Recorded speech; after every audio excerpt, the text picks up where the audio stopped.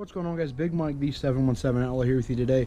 So today we finally get to dive into the new lighting upgrade for the four-wheeler. If you didn't see the first upgrade that we did, I'm going to put the link in the description below. Go check that video out. We wired in a new headlight using actually $5 Amazon LED pods. The pods work great. I've had it out a few times here at night. It's incredibly bright. So what we're going to do now is I wanted to take the high beam and wire it to two separate pods and mount it on the steering, so that way when you turn, the light goes with you. I've seen some newer four-wheelers with this, mostly utility four-wheelers, but it's very nice to have, especially doing trail riding, because you can never have enough light in those situations, especially very rocky, rough terrain. So what we're going to do is we went online, I did a little bit of digging, and I found this dually mounting kit for dual pods. This is from Rigid Industries. I've already tried to do some little bits of test fitting, and I did notice that there are some conflicts, but we're going to modify this to make it work. But these typically on your factory steering stems, this is a universal product, so honestly, modifications are going to be needed just to fit your application. But I noticed a lot of people said the big one was when you do an aftermarket steering stem for your ATV, that's when a lot of people run into issues. We ran into ours just being that my handlebar doesn't have any sort of riser or higher bar clamps. So typically, or some of these applications, the two larger holes in the middle go all the way down here and mount with these two bolts on your handlebars. However, I can't, because this little hook here hooks onto my brake line, so I can't go that low because then I won't be able to use this. So we're actually going to go higher and use these two holes, these two, because they work perfectly for my bar clamps. Now the only other thing I have to modify is this little plastic cowl, and mainly because these two holes here are to hold this on, which this has our ignition, our choke, and that kind of stuff on it. So we need to get this trimmed up to fit. But what we have to do here is actually trim out some of this flange, so that way this can fit flush on top of that. And also we have to trim out a little bit out of these holes, so that way these holes to fit the cowl back on are going to work. So let's go ahead, we're going to do some minor tweaks to this, probably touch it up a little bit with paint, and go ahead and get this mounted up so we have some better lighting on the ATV. Alright guys, well, with a few minor modifications, we have the plate ready to go. I'm going to go ahead and spray this with an anti-rust paint and let it dry a little bit, and we're going to go ahead and mount this up on the quad. It actually looks pretty good. I did a quick test fit.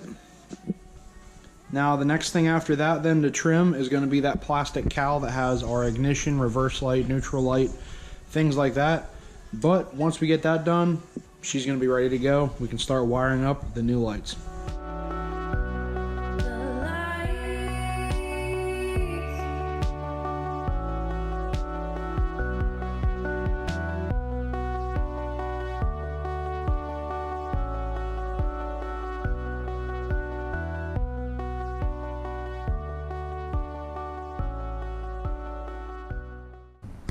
Alright guys, we got our plate mounted up, ready to go. So next thing we had to do was we had to trim that cowl, and I actually did have to move the choke. I took the choke off of the column. I'm going to try and mount it right here on the side of the handlebars. We're going to go ahead and get this put on. It looks like it'll actually fit.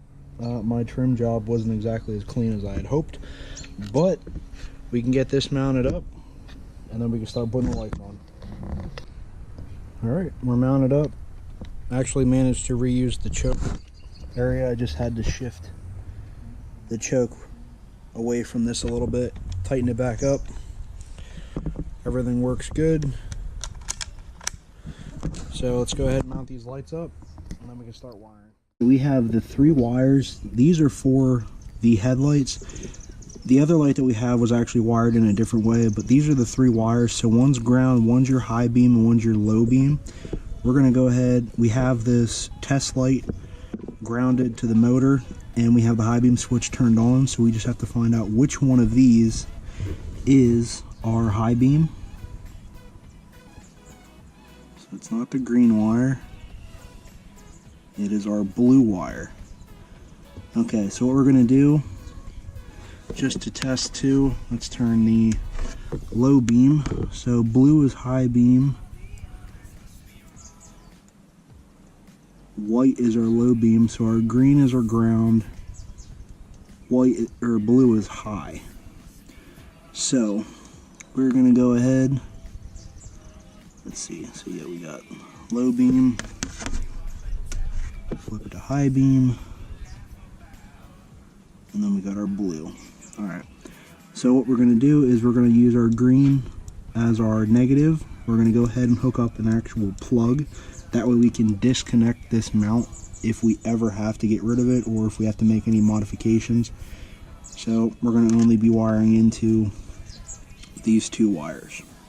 But we're going to use this little two-piece plug, and we're going to go ahead and hook one side up to our wiring harness for the four-wheeler, and the other ones are going to be going to the positive and negative off our lights.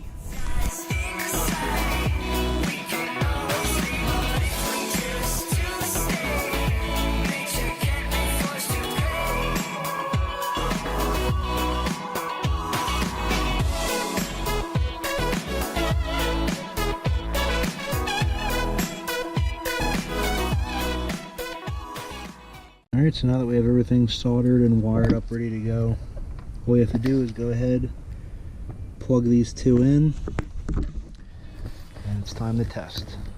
Well guys, we finally got these lights wired up. I really can't get over how bright they are. It's actually pretty nuts that this is on a 250 Honda.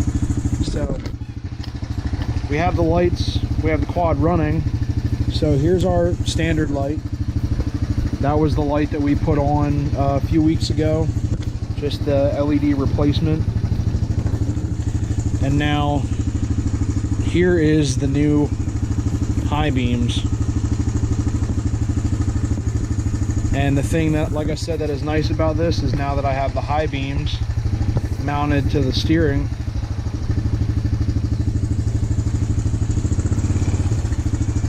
you can turn the lights with you.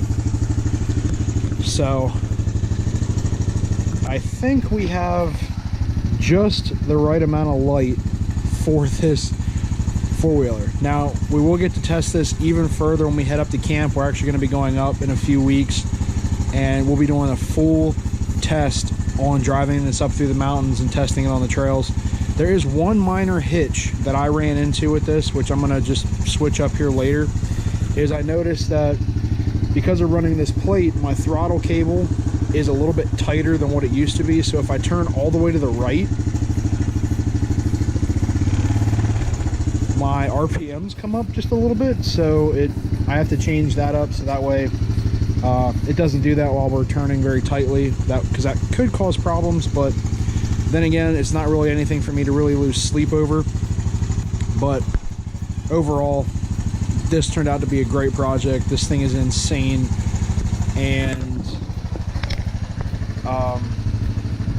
yeah, it's just insane that we put 3 LED pods on this ATV. So anyway, I hope you guys liked the video. If you do, please give it a thumbs up. Don't forget to comment if you want to know anything more about these LED pods. These are still the same ones that we picked up off Amazon. It was a set of 8 for about $43 with shipping, and yeah, they work phenomenally, and it's really great for a budget upgrade to this, which, like I said, that's the lighting that's on this thing is only $15 worth of lighting. And if you really want to count the bracket, it is $40 worth of lighting. The bracket was only 25 bucks. But anyway, like I said, hope you guys liked the video. If you do, give it a thumbs up, drop those comments, don't forget to subscribe, and I'll catch you guys on the next upload. Since this had to do with the four-wheeler, remember, ride safe, ride smart, always wear your helmet. See ya.